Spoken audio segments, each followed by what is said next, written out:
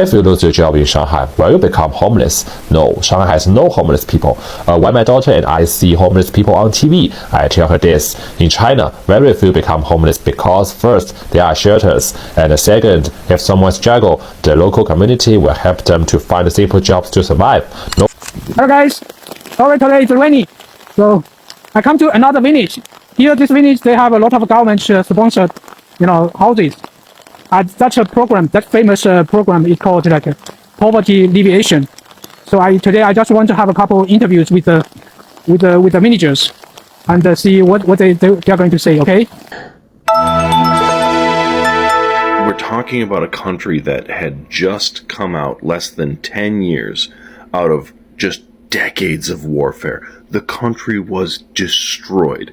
I live in the UK and I used to live in the US, and like a lot of us, we're witnessing our countries in decline, crumbling infrastructure. And whenever we try to suggest a solution, like wealth tax or Medicare for all, or it pretty much goes like this. Let me take your hand while I tell you this. There's no way to make progress. We absolutely only need to do one thing: austerity. The fact is, the rich will get richer and the poor will get poorer, and that's just how the world is. China has proven that wrong. That's why I've posted about China, because China has lifted over 800 million people from poverty. They have built the largest high-speed rail network just under 20 years. They have a life expectancy that has gone from 35 years in 1949 to now 79 years. So they are actually capable of making tangible progress. And I am simply interested. Myself as an international citizen, I never treat myself so, Chinese. I only think that China is rational. I think it's a better, society. So I stay in China, not because I born and raised in China. Actually, I can immigrate to a lot of other nations. If I think China is not as good, and then I can immigrate to Vietnam, I can immigrate to Singapore, I can immigrate to America, whatever. But I choose China for a lot of reasons, because I have a lot of comparison.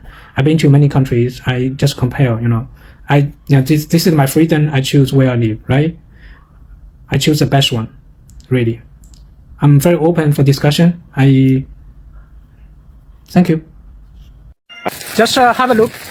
These are the standard housing the government supply to the people in poverty. Have a look. This is the standard. You just have one floor, and then if your poverty is gone, and then people will remove the roof and upgrade to 2 floors.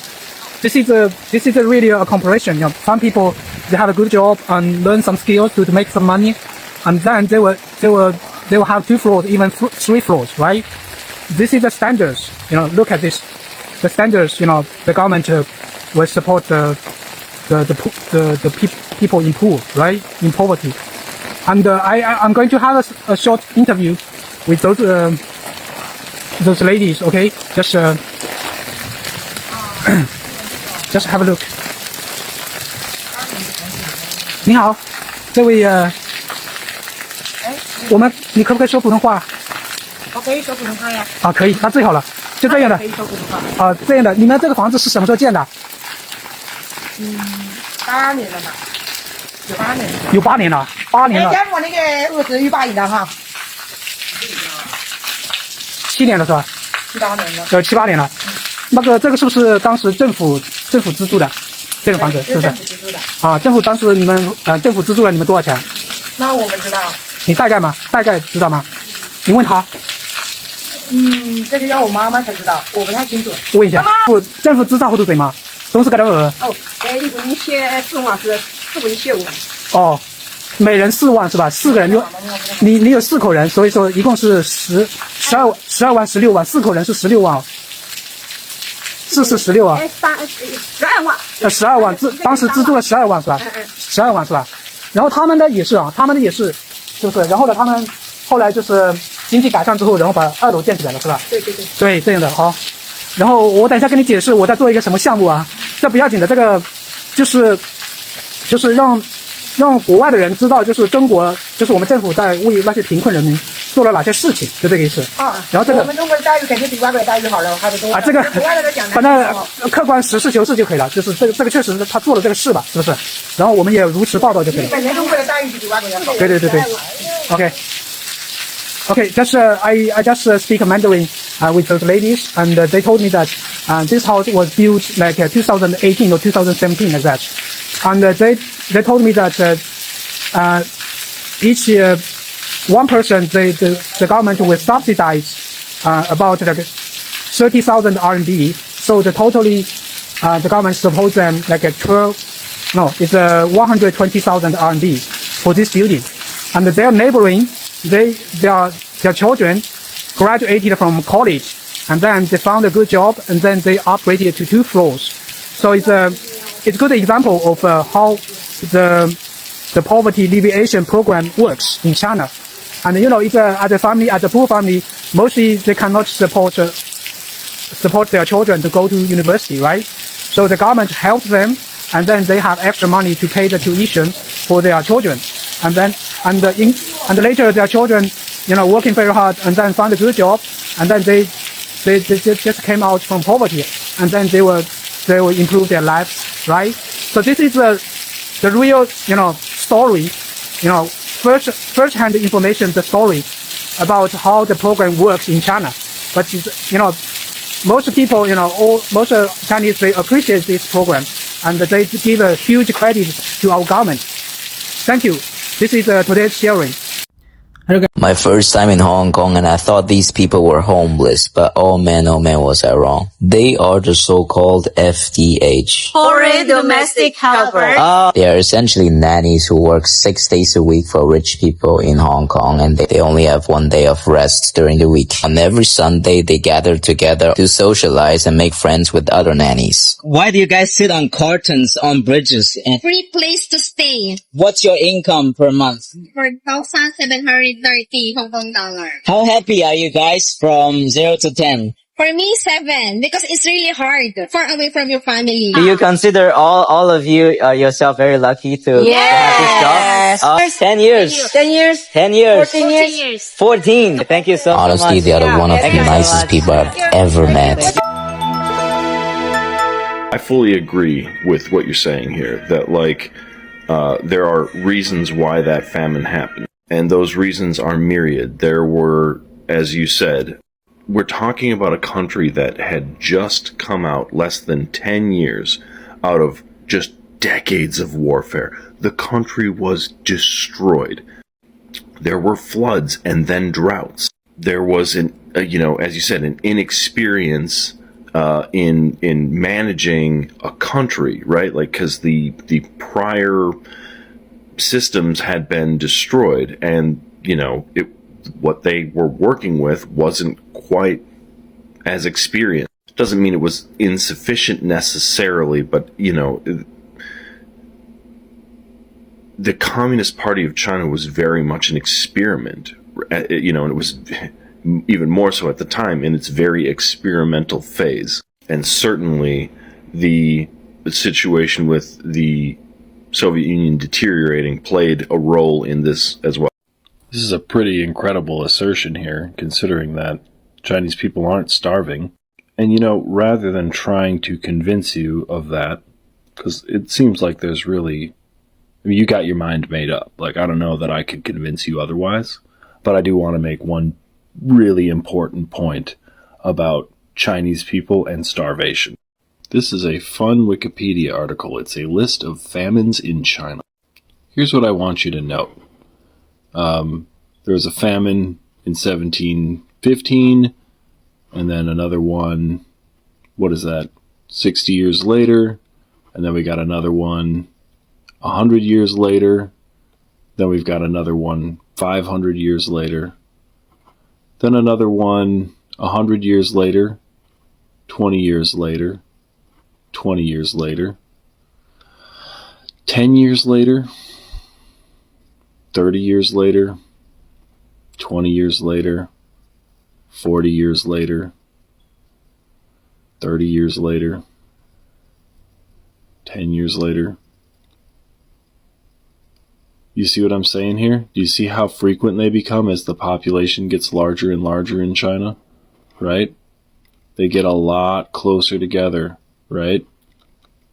Right? Are you seeing this? Are you seeing the dates on these? Every 20 years, every 10, 15 years, there's a famine. And then what happens? They have a famine. The last famine. Okay? The last one. And unless there's another famine in China, until that happens, we can say that the Chinese Communist Party ended famines in China. Famines were a common natural occurrence in that country for hundreds of years. They were very frequent, and they've become non-existent for the last 65 years. None. No famines in China for 65 years. They were having them every 10, 15 years leading up to that. That's a remarkable achievement, and not one that people who don't care if their people starve would achieve. If you lose your job in Shanghai, will you become homeless? No, Shanghai has no homeless people. When my daughter and I see homeless people on TV, I tell her this. In China, very few become homeless because first, there are shelters, and second, if someone struggles, the local community will help them to find simple jobs to survive. No one is left starving on the street. I tell my daughter, why do some homeless people back in China? Many are part of scams. They dress like beggars during the day to trick people. They drive fancy car with the money they get. Some even force kidnapped children to beg. That's why I teach my daughter not to give them money. If no one pays them, the cruel job will disappear. If I lose my job, where will I live? If my parents were born in Shanghai, they likely own a home signed by the government when they were young. If I lost my job, I'd live with my parents to save money. In China, housing price grown fast over 20 years. Many bought extra apartments. Now, renting one out can earn as much as an office worker's salary. If you don't earn extra homes, unemployment money is about $300 1 month. A parent's pension is about $1,400 1 month total for a family. That's equal an office worker's income. If you don't own a home in Shanghai, you'd probably leave. Rent there is too expensive for them. Most return to their parents' town. Every city has ways to survive. I'm glad you watched this extent. Thank you so much for being here. Thank you for your immense love and support to Comfort for Life. I appreciate you for being here. This has also been among the most asked questions on this platform, and I just want to say thank you for bringing up this. We've been hearing about poverty alleviation in China, but you've never heard this first-hand information where someone walks on a house and interview the person who is in that program. And I felt suited to bring this video here because it's kind of self-explanatory. You can see first-hand information, and I'm so glad that it's happening. And about homelessness in China, this has also been among the misconceptions that people have. One thing that I have observed about China, and the reason why I see China as a free country, is the fact that people can sit anywhere.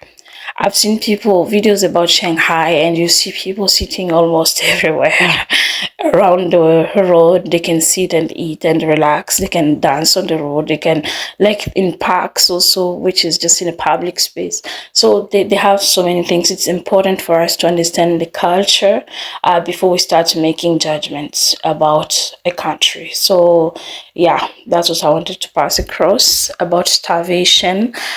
China has a lot of food. China grows a lot of food, and people who cannot afford life in the city, they're living in the villages, and they are farmers. Imagine they have farmlands for free for them, given by the government, for them to be able to plant stuff and enjoy food in abundance. But food isn't really something that China would struggle with.